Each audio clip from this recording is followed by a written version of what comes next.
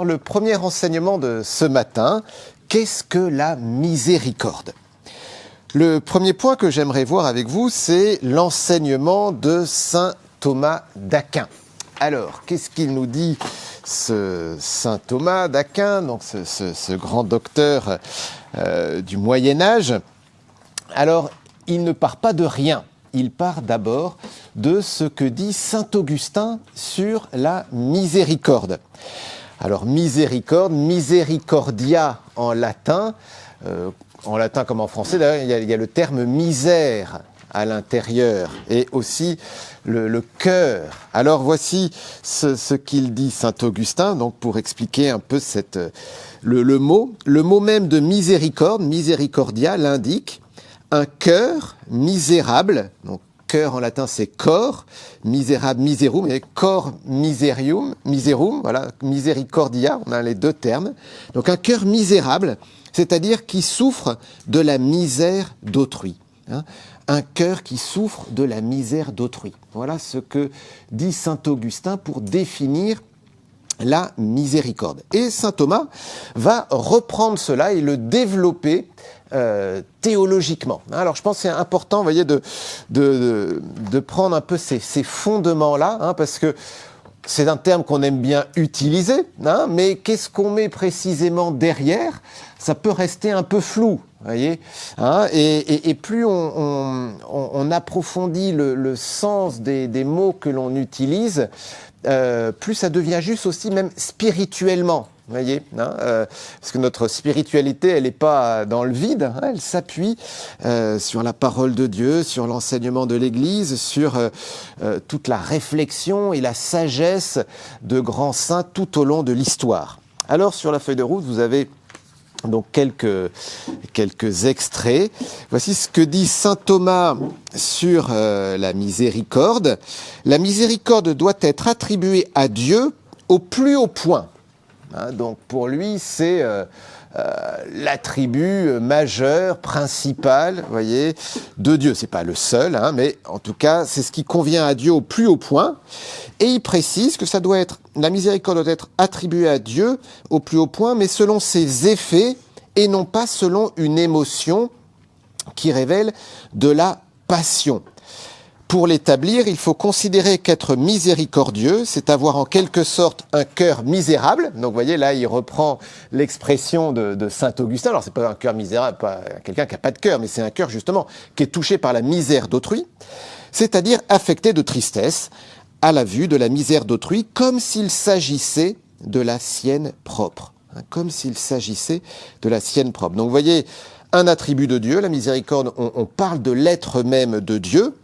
Il reprend saint Augustin avec ce cœur qui se laisse affecter par la tristesse, par la misère d'autrui, comme s'il s'agissait de la sienne. Vous voyez, on se met à la place de l'autre. Hein. Ça, c'est intéressant, on y reviendra avec Jean-Paul II, hein, mais la miséricorde, c'est pas moi qui suis grand et fort, je vais t'aider, toi, pauvre petit misérable. Hein. C'est vraiment l'opposé de la miséricorde. Hein.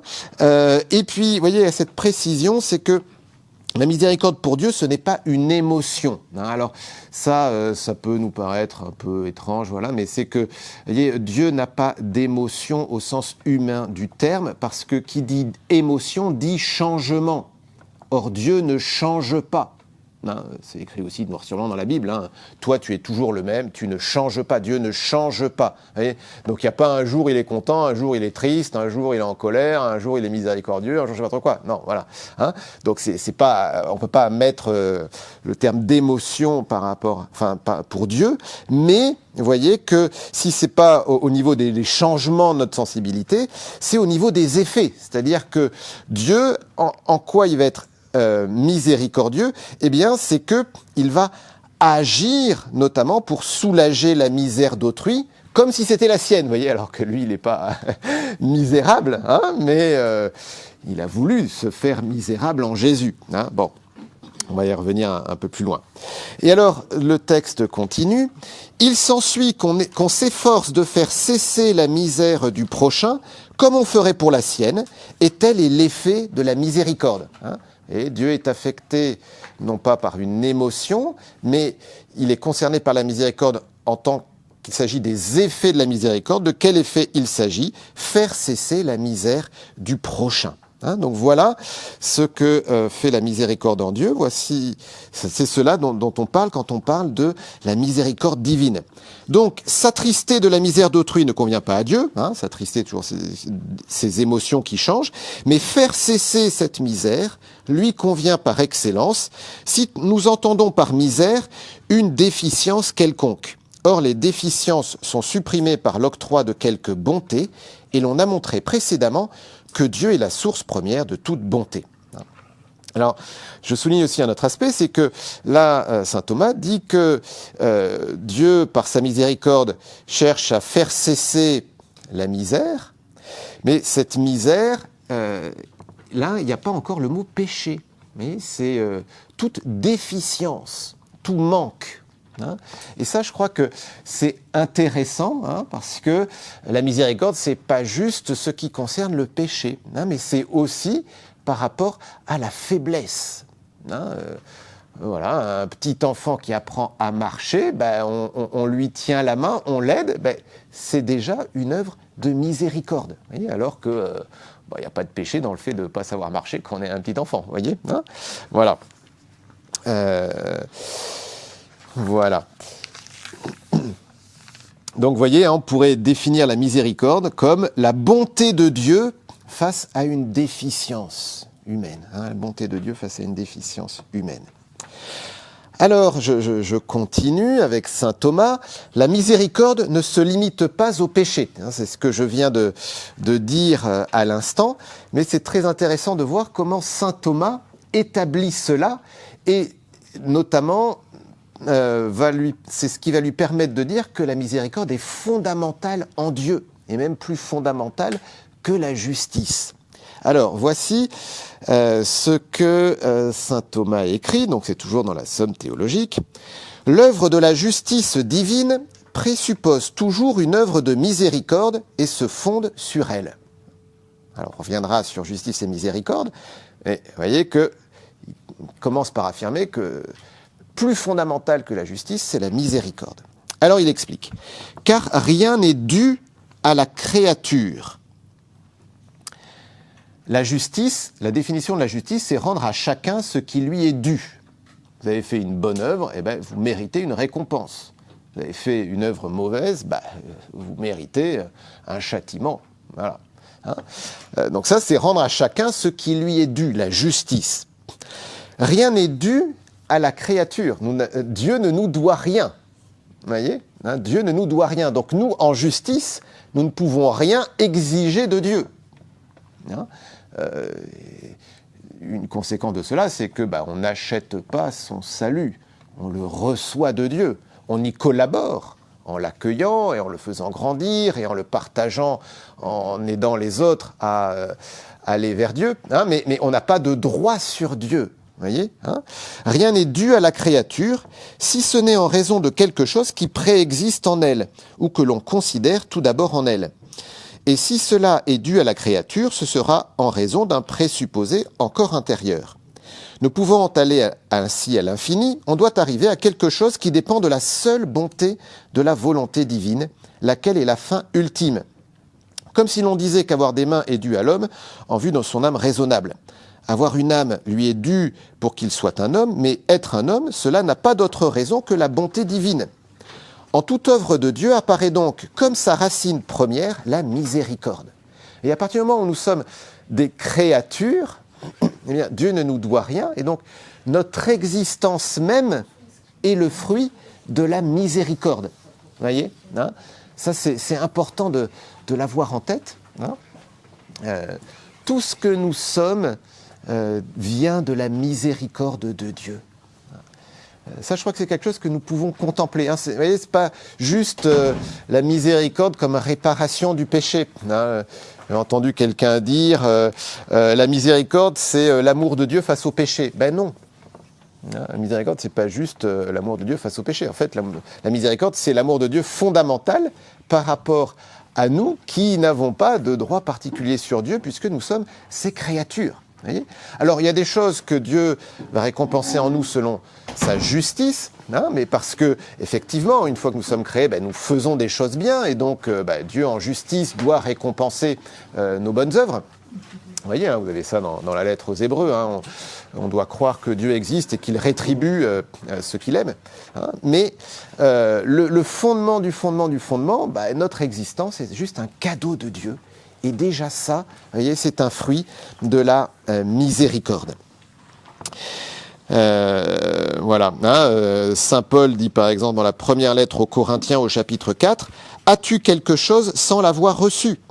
Et si tu l'as reçu, pourquoi te vanter comme si tu ne l'avais pas reçu ?» Hein, voilà, un don gratuit, sans mérite, pur fruit de la bonté divine. Voilà.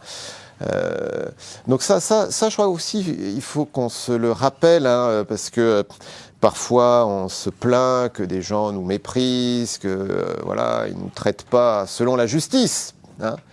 Ben oui, c'est vrai, hein, mais n'oublions pas que nous-mêmes, Dieu nous fait miséricorde alors qu'il ne nous doit rien, hein, Et cette miséricorde fondamentale, c'est le passage du non-être à l'être. Hein, voilà, le non-être, c'est une déficience, vous voyez, hein, la bonté face à une déficience, comme définition de la miséricorde, et on existe. Hein, la réponse 4, il est vrai que rien n'est présupposé à la création dans le réel, mais quelque chose lui est présupposé dans la connaissance divine. De toute éternité, Dieu nous a voulu. En ce sens, la raison de justice y est sauvegardée en ce que Dieu produit les êtres selon ce qui convient à sa sagesse et à sa bonté, et d'une certaine manière, la raison de miséricorde y est sauvegardée en ce que la créature passe du non-être à l'être. Hein, voilà. Alors après ces quelques mots un peu sur ce qu'est la miséricorde, donc vous voyez la bonté de Dieu, fondamentale, même préalable à toute justice, qui se penche sur toute misère, toute déficience, toute faiblesse, tout péché aussi, mais vous voyez même plus fondamentalement toute faiblesse, eh bien voyons justement un peu le rapport entre la miséricorde et la justice. Hein, souvent ce sont deux choses que l'on oppose, ou en tout cas que l'on a du mal à voir ensemble. Hein, justice et miséricorde, voilà, alors il est miséricordieux ou il est juste, Dieu, hein, on a du mal à concevoir les deux ensemble. Hein, mais ça, le problème, il est de notre côté, hein, parce que du côté de Dieu, tous ces attributs vont ensemble. Hein, voilà, hein, il n'y a aucune opposition en Dieu. Hein. Dieu est douceur et Dieu est force en même temps. Voilà, Dieu est justice et en même temps il est miséricorde. Alors comment articule-t-on un peu les deux ? Alors, justice et miséricorde sont inséparables. Donc toujours, je suis saint Thomas d'Aquin. Donc, vous voyez, saint Thomas d'Aquin, dans la Somme théologique, en fait, c'est des questions-réponses. Hein, il pose une question, voilà. Trouve-t-on la justice et la miséricorde dans toutes les œuvres de Dieu ? Et puis, il commence par donner, voilà, un tel pense ceci, un tel pense cela, un troisième pense encore différemment. Et puis ensuite, il répond. Non, il faut penser ceci. Et puis après, il développe. Et puis après, il donne des réponses aux objections que lui-même a présentées au début de sa question. Alors, voici ce qu'il dit. Vous l'avez aussi sur la feuille. On trouve nécessairement en toute œuvre de Dieu miséricorde et vérité, hein, et derrière vérité, justice.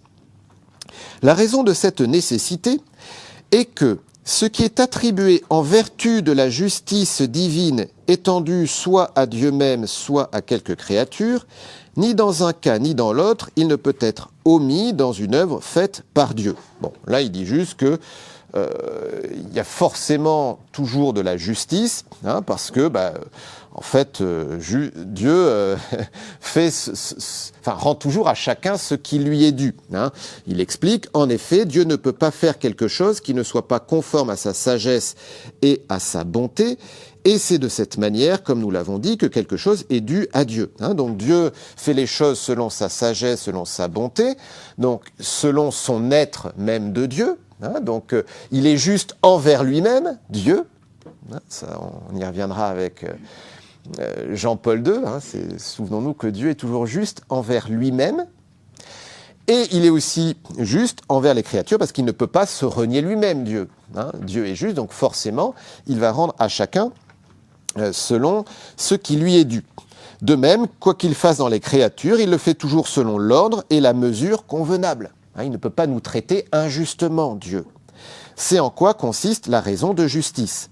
Et ainsi est-il nécessaire qu'en toute œuvre de Dieu se rencontre la justice. Là, vous n'aviez peut-être pas ce petit passage.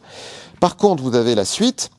Et c'est le passage d'ailleurs que vous aviez juste précédemment. L'œuvre de la justice divine présuppose toujours une œuvre de miséricorde et se fonde sur elle, car rien n'est dû à la créature. C'est ce qu'on vient de voir précédemment. Là, je vous ai mis 2 fois la même citation. Donc, vous voyez, il dit Dieu, il est forcément juste parce que ça correspond à son être, donc aussi bien par lui-même que par rapport aux créatures. Et puis, cette justice présuppose toujours la miséricorde parce que par rapport à nous, il nous a créés et ça, il ne nous devait rien. Vous voyez, ça c'était de la pure bonté de nous créer. Et ça continue après même dans toutes ces œuvres de Dieu. En toute œuvre de Dieu apparaît donc comme sa racine première la miséricorde. La vertu de ce principe se retrouve dans tout ce qui en dérive, et même là, elle agit plus fortement, comme la cause première a une influence plus forte que la cause seconde. Donc là, il enfonce le clou pour dire, voyez, il y a justice et miséricorde en Dieu, il y a les deux, mais ce qui est premier, c'est toujours la miséricorde, ne serait-ce que parce que Dieu ne nous doit rien, voilà.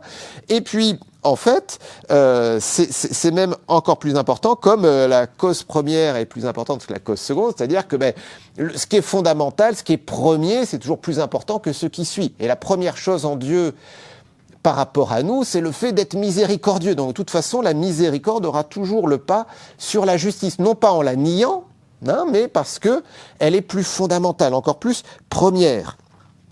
Et il continue, pour cette même raison, quand il s'agit de ce qui est dû à quelque créature, Dieu, dans sa surabondante bonté, dispense des biens plus que n'exige la proportion de la chose.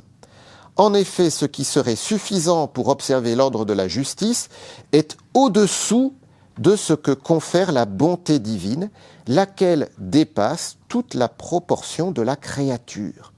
Donc là, il dit que, oui, Dieu agira toujours avec justice envers nous, mais sa bonté dépassera toujours sa justice.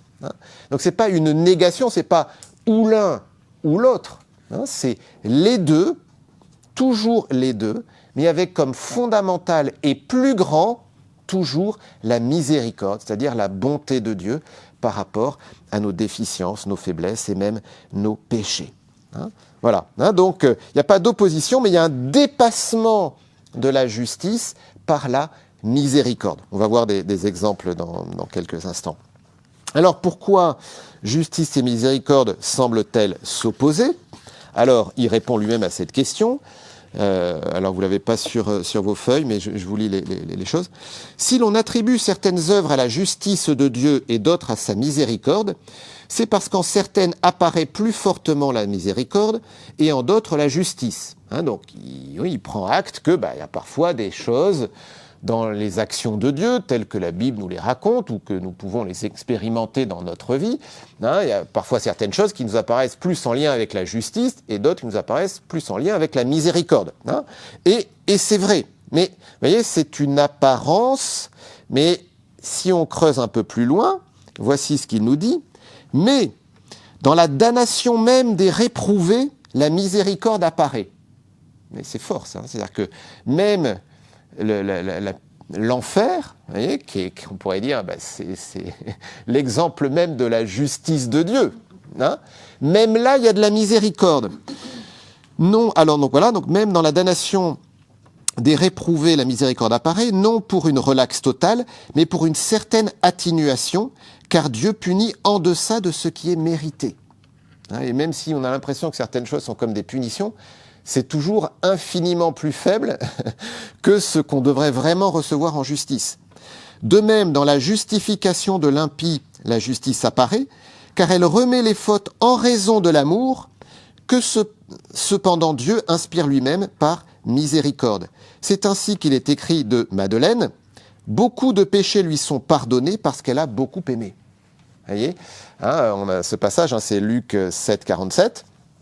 Vous savez, c'est avec Simon le pharisien, et puis elle embrasse ses pieds, elle les lave avec du parfum, elle les essuie avec ses cheveux, etc. Et puis Simon qui l'avait invité est un peu choqué, mais tu sais bien que c'est une pécheresse, une prostituée, quoi. Voilà. Ben oui, mais ses péchés lui sont pardonnés. Parce qu'elle a beaucoup aimé. Vous voyez, Jésus pourrait dire, mais non, mais en fait, il faut qu'elle expie, qu'elle fasse ceci, cela, etc.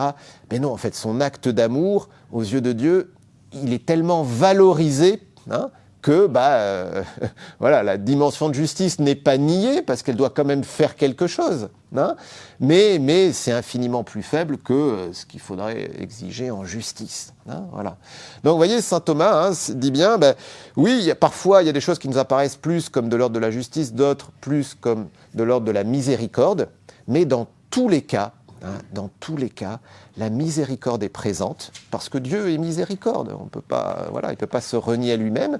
Et même des choses qui nous apparaissent dures, Dieu les a soulagées, atténuées par sa bonté, par sa miséricorde. Voilà. Et on en vient ainsi à ce dernier petit point.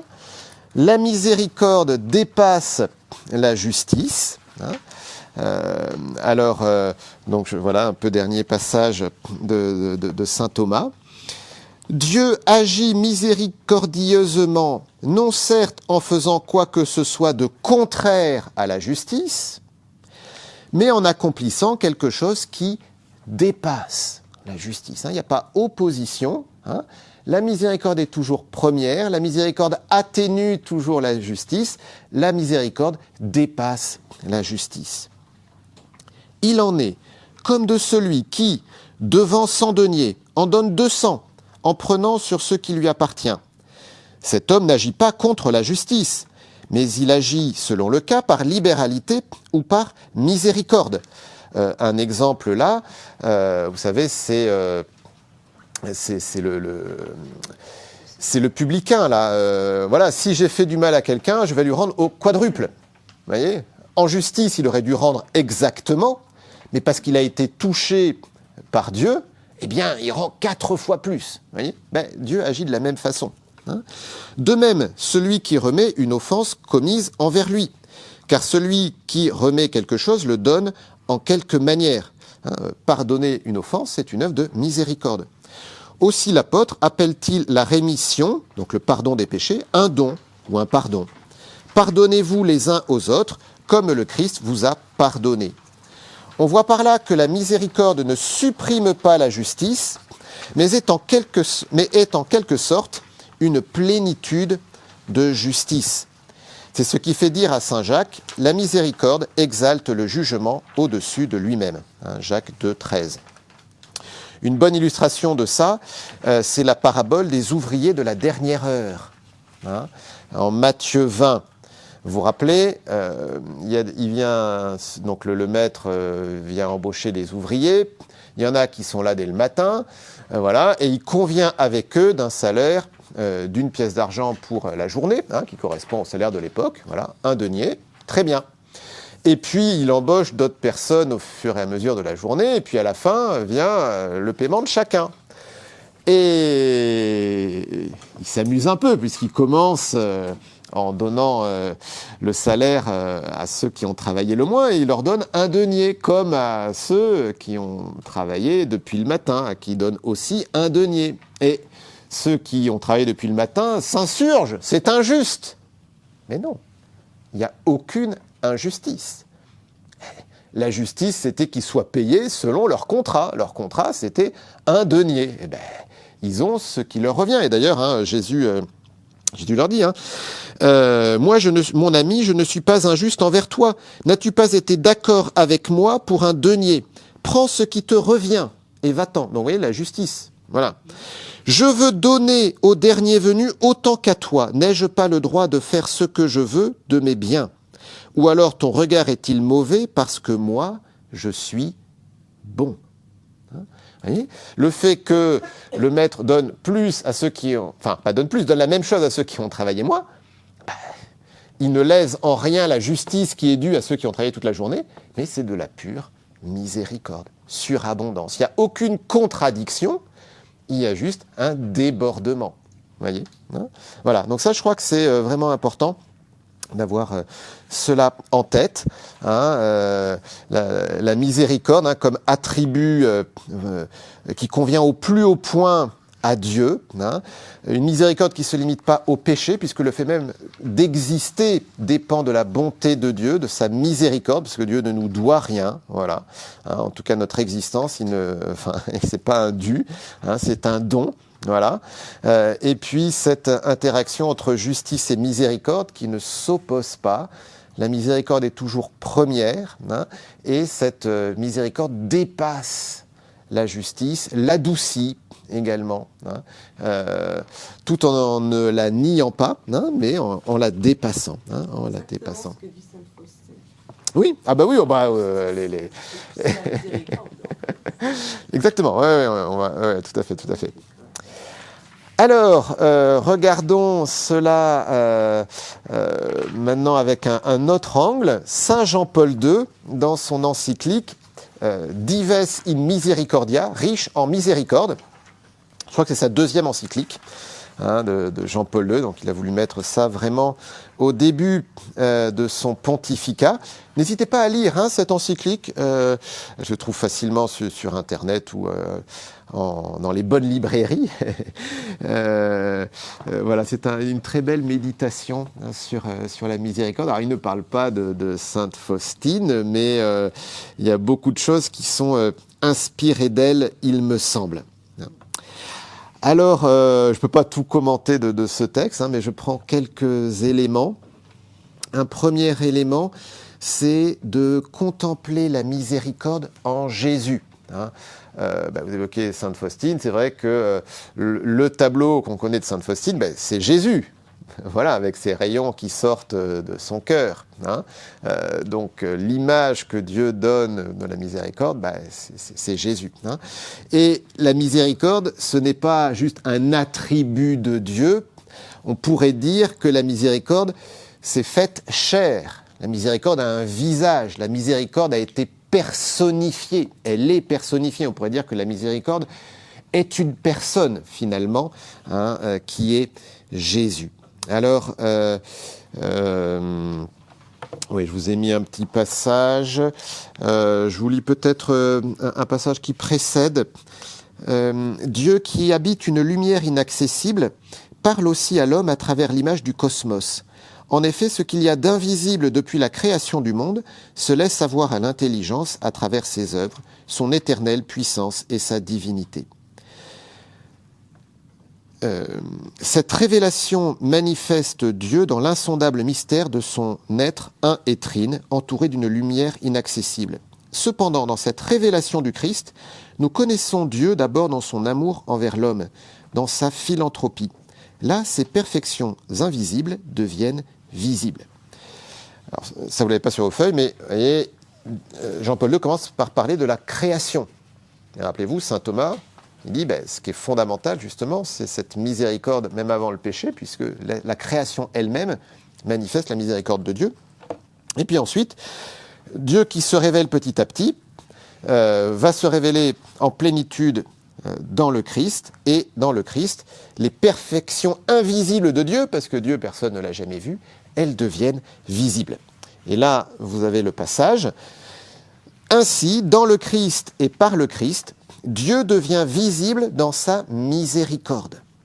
C'est-à-dire qu'est mis en relief l'attribut de la divinité que l'Ancien Testament, à travers différents termes et concepts, avait déjà défini comme la miséricorde.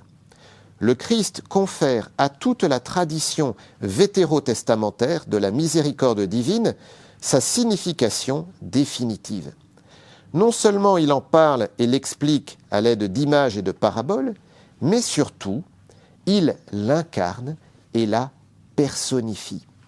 Il est lui-même, en un certain sens, la miséricorde.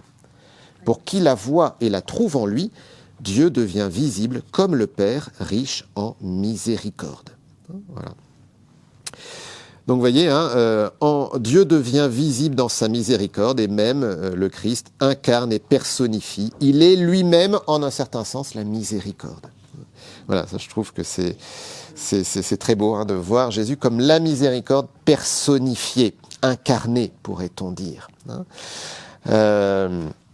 Voilà.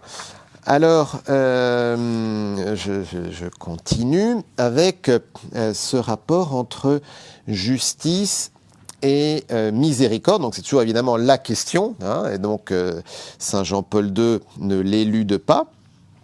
Et dans la ligne de saint Thomas, il explique que c'est un dépassement et non pas une opposition. Et là, dans le passage qu'on va lire, on va voir comment il manifeste que Jésus satisfait pleinement aux exigences de la justice, tout en débordant de miséricorde, en particulier dans le mystère de sa passion. Nous sommes à l'orée de la Semaine Sainte, à l'entrée de la Semaine Sainte. On va méditer la passion de Jésus. On peut méditer la passion de Jésus comme à la fois une œuvre de justice et de miséricorde. Alors voici ce que Jean-Paul II écrit. Cette rédemption, donc ce salut, est la révélation ultime et définitive de la sainteté de Dieu, qui est la plénitude absolue de la perfection. Plénitude de la justice et de l'amour, puisque la justice se fonde sur l'amour, provient de lui et tend vers lui. Et donc là, il reprend ce qu'on a déjà vu là avec saint Thomas. Donc, plénitude de la justice et de l'amour, il y a les deux. La justice se fonde sur l'amour, on l'a vu précédemment. La justice provient de l'amour et aussi tend vers lui. Alors là, il y a un petit ajout, vous voyez, c'est que non seulement la justice, elle se fonde dans la miséricorde est première par rapport à la justice, mais la justice elle-même tend vers l'amour. Alors, il explique, là, il commente la passion et la mort du Christ. Dans la passion et la mort du Christ, dans le fait que le Père n'a pas épargné son Fils, mais l'a identifié au péché pour nous, s'exprime la justice absolue. Car le Christ subit la passion et la croix à cause des péchés de l'humanité. Il y a là vraiment une surabondance de justice, puisque les péchés de l'homme se trouvent compensés par le sacrifice de l'homme-Dieu. Toutefois, cette justice, qui est au sens propre justice à la mesure de Dieu, naît tout entière de l'amour. Alors, je m'arrête déjà là. Vous voyez, donc Jean-Paul II dit que, à travers la passion de Jésus, s'exprime la justice absolue. Pourquoi ? Parce que Jésus paye en justice pour tous nos péchés. Vous avez dans la Bible abondamment le vocabulaire du rachat, du sacrifice. Saint Paul, vous avez été racheté à grand prix. Donc Jésus paye, voilà, d'une certaine façon. Il y a une dimension évidemment mystérieuse. Le mystère le salut, c'est un mystère, ça nous dépasse. On essaye d'en dire un certain nombre de choses à partir de la révélation, mais ça nous dépasse infiniment. Mais toujours est-il que dans la révélation, on a cette dimension de justice, de paiement. Et qui c'est qui a crucifié Jésus ? C'est chacun d'entre nous. Qui c'est qui a flagellé Jésus ? C'est moi avec mes péchés. Et quand on regarde le Saint-Suaire, on peut dire cette blessure, c'est tel péché que j'ai fait. Vous voyez, donc c'est pas les autres, c'est pas les Juifs, c'est pas les Romains, c'est pas je sais pas trop qui, c'est moi. Voilà. Donc Jésus paye vraiment pour mes péchés. Et donc là, il y a une justice. Et même Jean-Paul II dit qu'il y a eu comme une surabondance de justice parce que il le fait pour tous, pour tout le monde et pour tous les péchés. Vous voyez, et puis il le fait avec un débordement dans le sens où, je sais pas comment dire, mais je pense qu'il a payé bien plus que ce qu'il devait. Vous voyez, bon. Et puis ensuite, Jean-Paul II va expliquer en quoi, il y a aussi l'amour qui est là et que cet amour est même encore plus fondamental. Donc, toutefois, cette justice, qui est au sens propre justice à la mesure de Dieu, naît tout entière de l'amour du Père et du Fils, et elle s'épanouit tout entière dans l'amour. C'est précisément pour cela que la justice divine révélée dans la croix du Christ est à la mesure de Dieu, parce qu'elle naît de l'amour et s'accomplit dans l'amour en portant des fruits de salut. la dimension divine de la rédemption ne se réalise pas seulement dans le fait de faire justice du péché, mais dans celui de rendre à l'amour la force créatrice grâce à laquelle l'homme a de nouveau accès à la plénitude de vie et de sainteté qui vient de Dieu. De la sorte, la rédemption porte en soi la révélation de la miséricorde en sa plénitude. Donc justice qui est rendue par rapport au péché, on pourrait dire par rapport à Dieu, qui est offensé par tous nos péchés, même ceux que nous commettons au fin fond de notre chambre avec aucun témoin. Donc Jésus, en justice, paye pour nos péchés, mais il y a une surabondance de justice et de miséricorde qui est par rapport à nous, parce que il ne nous le devait pas, Jésus. Il l'a fait de sa propre initiative. De même que nous existons comme pur fruit de la miséricorde divine, parce que nous n'avions aucun droit à exister, eh bien nous n'avions aucun droit non plus à être sauvés, à être rachetés par Jésus. Vous voyez ? Donc la passion, c'est une œuvre de justice par excellence, puisque l'offense faite à Dieu est payée en justice, mais il y a une surabondance de miséricorde, parce que, en fait, personne ne l'obligeait, Voilà, personne n'est obligé, Jésus. Donc il l'a fait pour nous. Et vous voyez que Jean-Paul II développe encore cela en disant, mais ça s'accomplit dans l'amour, non seulement parce que il nous permet, il rend à l'amour la force créatrice, grâce à laquelle l'homme a de nouveau accès à la plénitude de vie. Donc il nous rétablit dans l'amour divin. Et non seulement en justice il paye, Jésus, mais il nous rétablit dans l'amour divin. Il y a une proximité avec Dieu et qui même est encore plus forte, on pourrait dire, qu'avant le péché. C'est ce qu'on chante de façon assez provocatrice dans l'exultète à la vigile pascale. Bienheureuse faute qui nous a valu un tel rédempteur. Voilà, donc on a eu une manifestation de l'amour de Dieu par la rédemption qui est prodigieuse et qui dépasse même la manifestation d'amour qu'est la création. Et donc il nous rétablit dans l'amour, il nous rend capable d'aimer de nouveau. Et voilà. Et qu'est-ce que je voulais dire ? Je sais plus. Mais voilà. Et on a de nouveau. Voilà. Donc il nous rétablit dans l'amour et on a de nouveau accès à Dieu. Vous voyez, aussi bien dans l'amour qui vient de lui et qui tend vers lui. La justice se fonde sur l'amour qui provient de lui et tend vers lui. Donc l'amour provient de lui. Dieu nous a sauvés par miséricorde. Il ne nous le devait pas. Et ça tend vers lui parce que justement ça nous rétablit dans la communion avec Dieu. Voilà.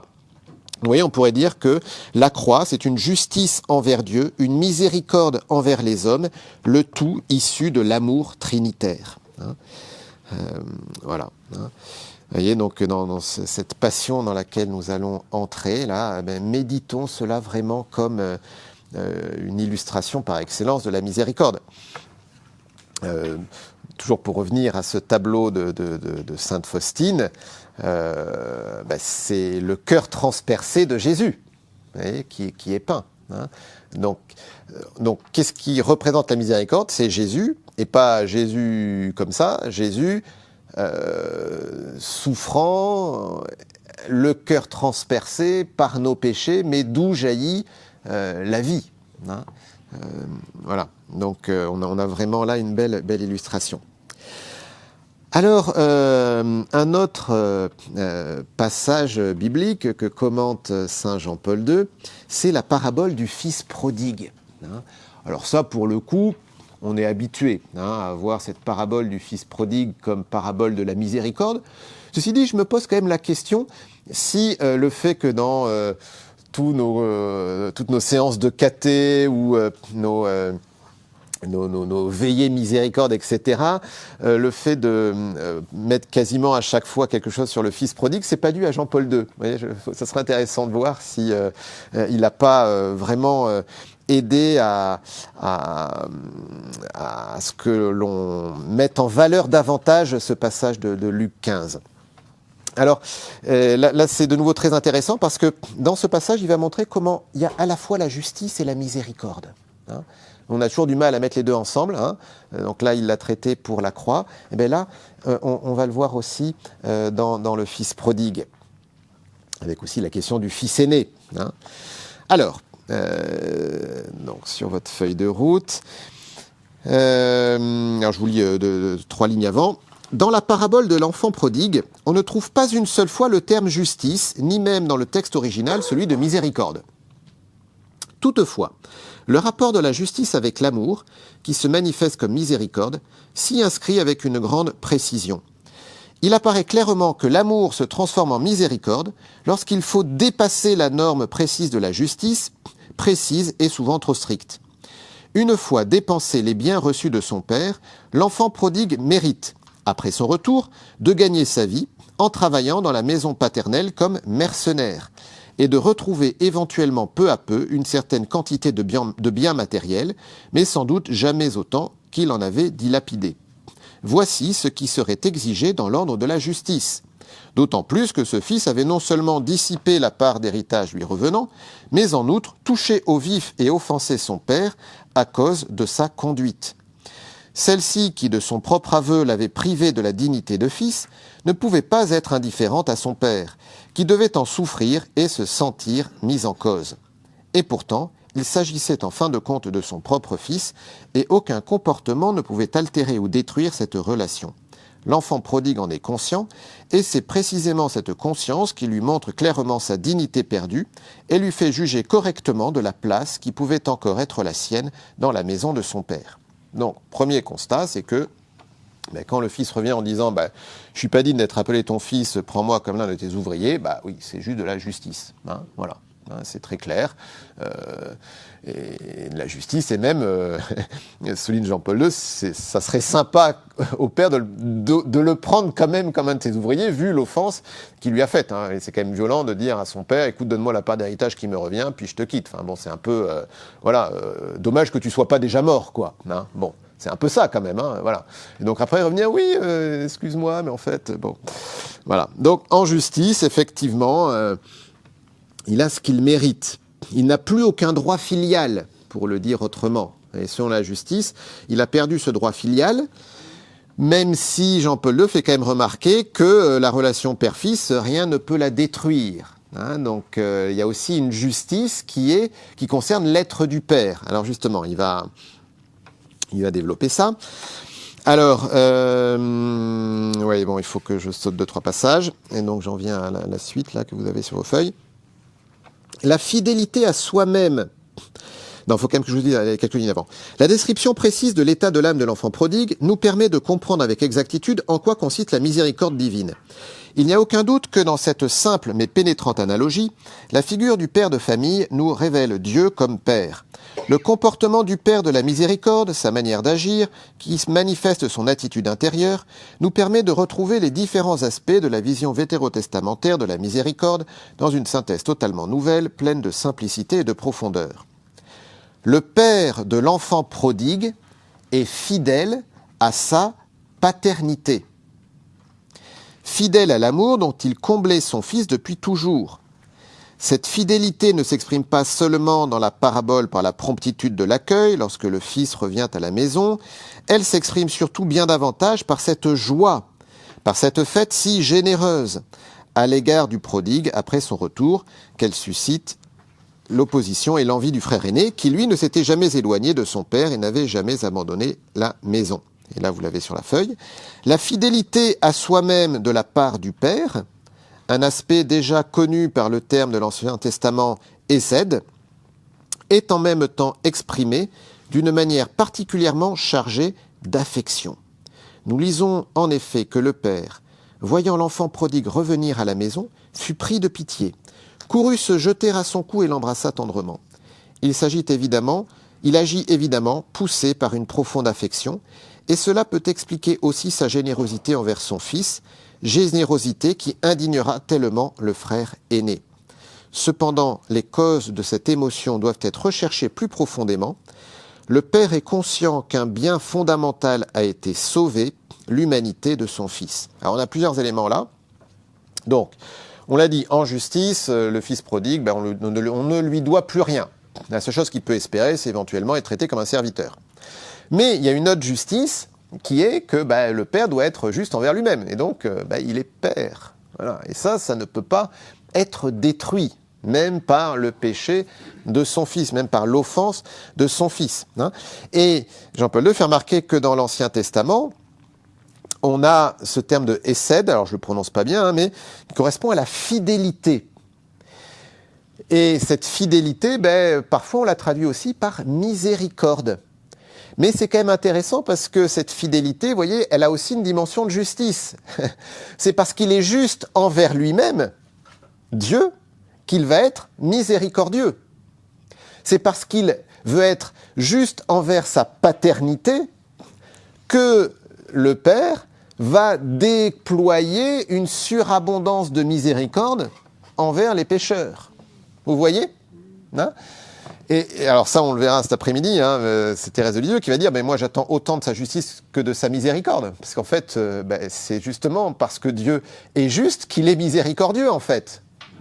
Vous voyez, hein? Et là, on en a une illustration. C'est parce que Dieu veut être juste envers lui-même, parce que Dieu veut être fidèle à sa paternité, qu'il ne peut pas faire autrement que nous traiter avec miséricorde comme des fils et des filles, alors même qu'en justice, nous ne méritons plus d'être traités comme des fils et des filles. Vous saisissez un peu, hein? Et ça, c'est assez extraordinaire, vous voyez, hein, sur ce rapport entre justice et miséricorde. C'est parce que Dieu est juste qu'il est miséricordieux, en fait. Hein, voilà. Alors, on pourrait développer encore, hein, mais vous voyez, il le fait dans la suite du texte, le fils aîné, vous voyez, qui est vexé. Mais en fait, c'est exactement comme dans la parabole des ouvriers de la dernière heure. Parce que le père lui fait remarquer, mais écoute, tout ce qui est à moi est à toi. Tu te plains que je t'ai pas donné un chevreau, mais en fait, c'est parce que tu me l'as pas demandé, parce que tu l'as pas pris. En fait, toi-même, tu t'es pas traité selon la justice, en fait. Mais je ne te lèse en rien. En accueillant le fils qui a fait des bêtises, je ne lèse pas celui qui n'a pas fait de bêtises. Vous voyez, hein?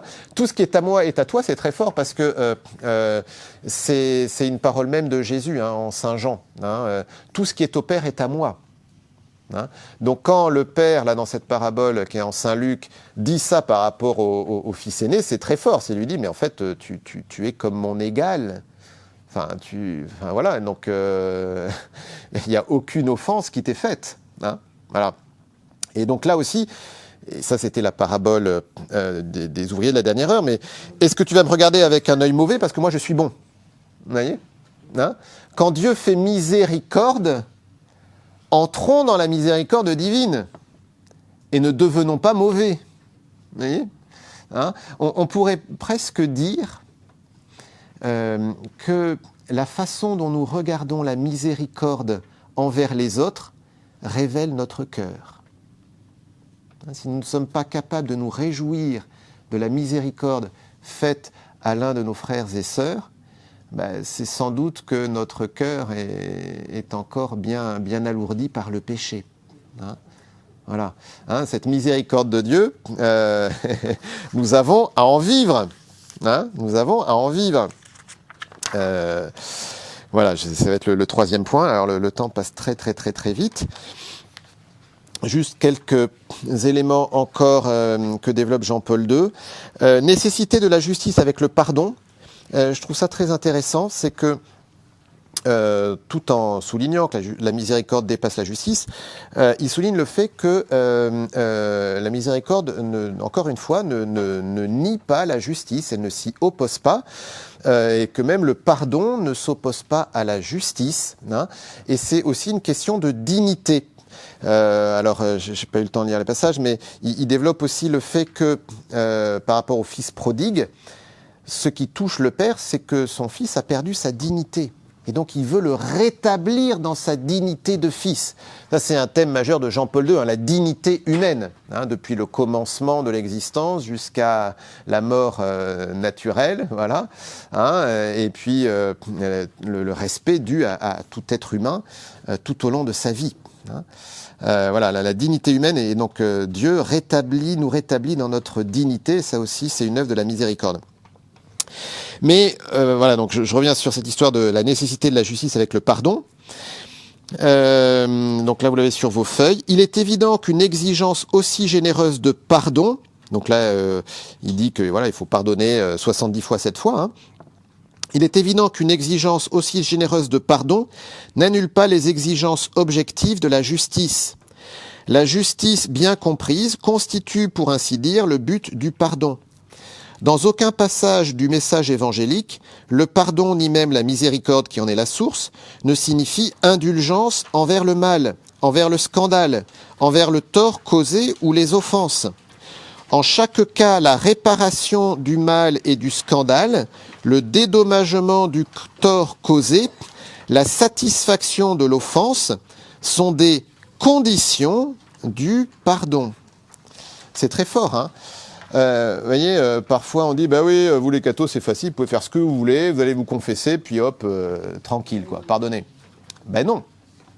Hein, dans le sacrement de confession, la matière du sacrement, donc ce qui fait qu'il y a sacrement, vous voyez, le baptême, la matière du sacrement, c'est l'eau et la parole, je te baptise au nom du Père, du Fils et du Saint-Esprit. S'il n'y a pas la parole ou s'il n'y a pas l'eau, bah, il n'y a pas de baptême. Et bien, pour la confession, pour qu'il y ait effectivement le pardon des péchés, il faut que l'on dise ses péchés. Si on ne les dit pas, bah, il n'y a pas de pardon. Hein. Si on dit, ah, mais mon Père, je suis pécheur, pardonnez-moi. Bah non, je suis désolé, il faut dire j'ai fait ceci, j'ai fait cela, voilà, pas cacher délibérément quelque chose. Alors si on a oublié, hein, mais pas cacher délibérément. Donc, il faut dire ses péchés, il faut les regretter.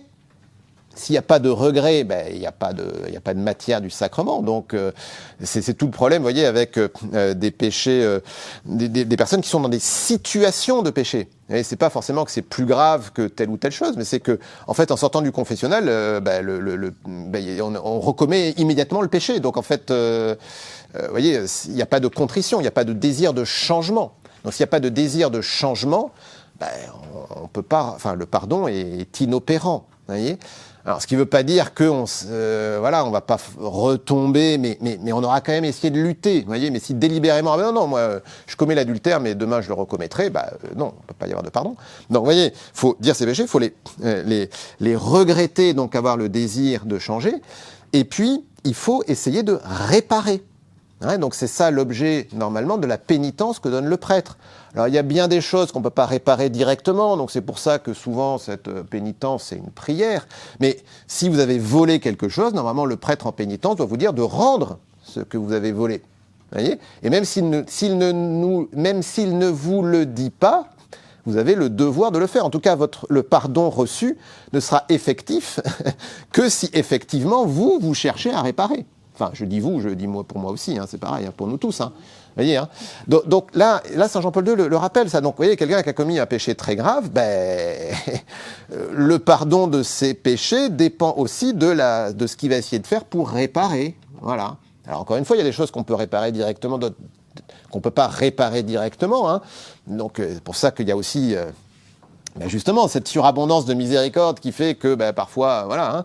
Mais ce qu'on peut faire directement, faisons-le directement. Hein. Voilà, la miséricorde n'est pas une négation de la justice. Hein. Ça, c'est important. Hein. Voilà. Deux autres thèmes, très rapidement. Marie, mère de miséricorde. Voilà, Marie est celle qui, d'une manière particulière et exceptionnelle, plus qu'aucune autre, a expérimenté la miséricorde. Elle le chante dans le Magnificat. Hein. On a plusieurs fois le terme miséricorde. Alors, dans la traduction française qu'on dit dans la liturgie, on a mis le mot amour, mais en fait, c'est miséricorde. Hein. Voilà, par deux fois. Il y a deux fois le terme miséricorde dans le Magnificat. Hein. Elle sait bien que si Dieu l'a choisie, elle n'y est pour rien. Hein. C'est pure miséricorde. Donc, elle a expérimenté la miséricorde et en même temps, toujours d'une manière exceptionnelle, elle a rendu possible la miséricorde par le sacrifice du cœur de sa propre participation à la révélation de la miséricorde divine. Ce sacrifice est étroitement lié à la croix de son Fils, au pied de laquelle elle devait se trouver sur le calvaire. Hein, Marie, mère de miséricorde, parce que donc elle-même est objet de miséricorde, et même plus que tout autre, puisqu'elle est même préservée du péché originel, hein, l'Immaculée Conception, mais aussi parce qu'elle permet la miséricorde, puisqu'elle a accepté d'offrir son Fils, en fait. Hein.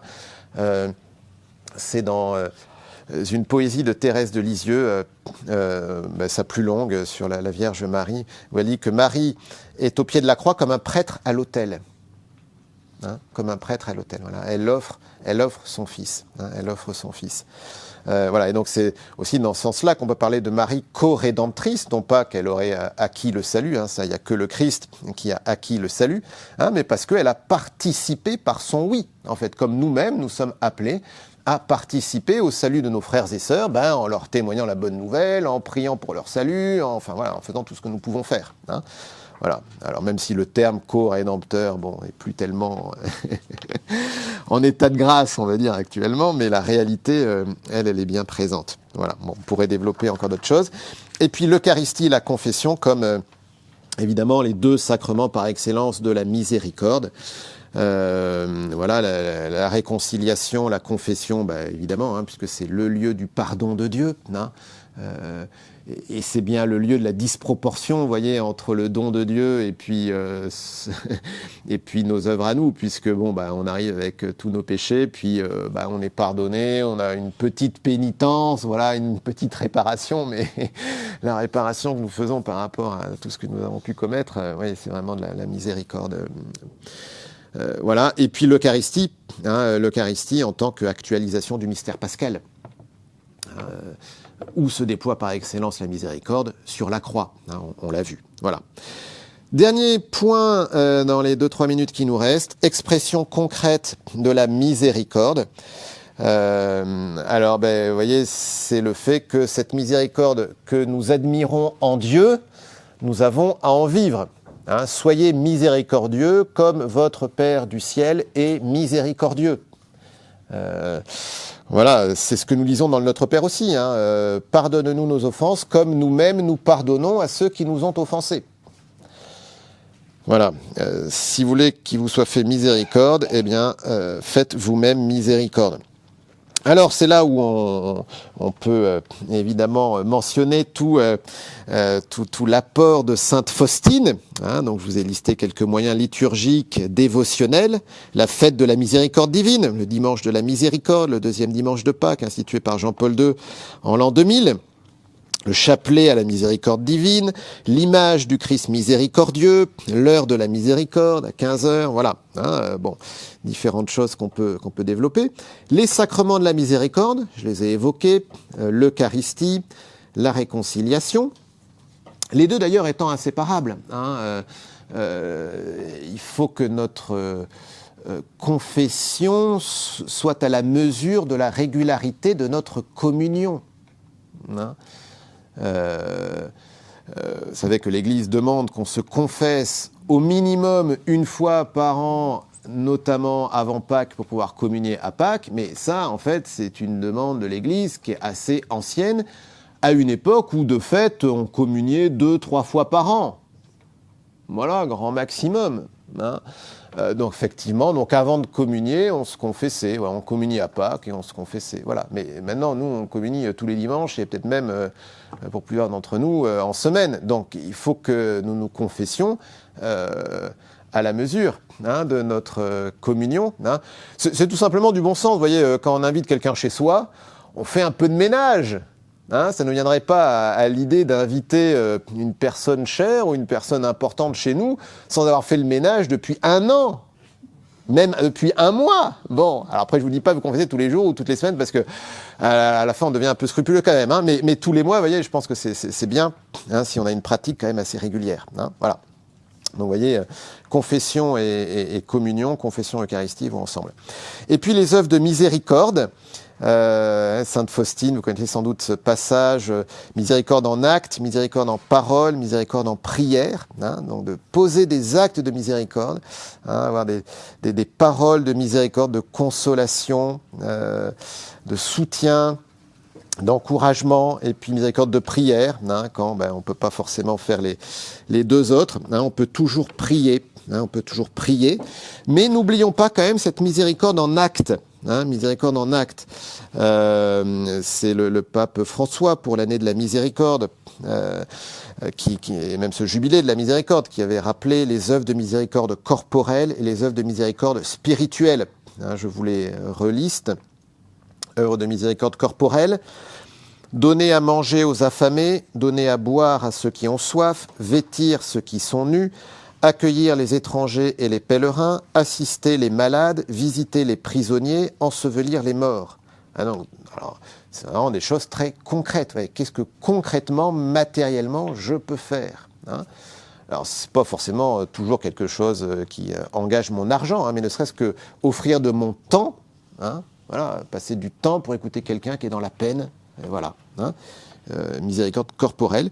Et puis, œuvre de miséricorde spirituelle, conseiller ceux qui sont dans le doute, enseigner les ignorants, avertir les pécheurs, consoler les affligés, pardonner les offenses, supporter patiemment les personnes ennuyeuses, prier Dieu pour les vivants et pour les morts. Hein, voilà. Oui, des choses qu'on va faire directement avec les personnes, des choses plus indirectes. Je conclus, parce que nous avons la messe dans quelques minutes. Contemplons la miséricorde, hein, en contemplant en particulier Jésus, hein, et Jésus dans sa passion, Jésus dans toute son œuvre, dans les évangiles, hein, mais prenons du temps, hein, peut-être dans l'adoration eucharistique aussi, hein, pour contempler la miséricorde de Dieu qui se manifeste en Jésus, dans les évangiles, hein, voilà. Ne pas opposer justice et miséricorde. Nous ne sommes pas dispensés de la justice, hein, mais nous devons aller plus loin, hein. Et encore un autre passage biblique, hein. Il vous a été dit œil pour œil, dent pour dent, eh bien moi je vous dis, aimez vos ennemis. Voilà. Hein.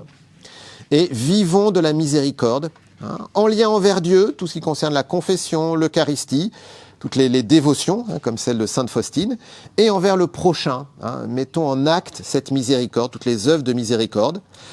Je conclus avec cette phrase de Jean 13. À ceci, tous reconnaîtront que vous êtes mes disciples, si vous avez de l'amour les uns pour les autres. Voilà. Cet après-midi, on continuera avec Thérèse de Lisieux.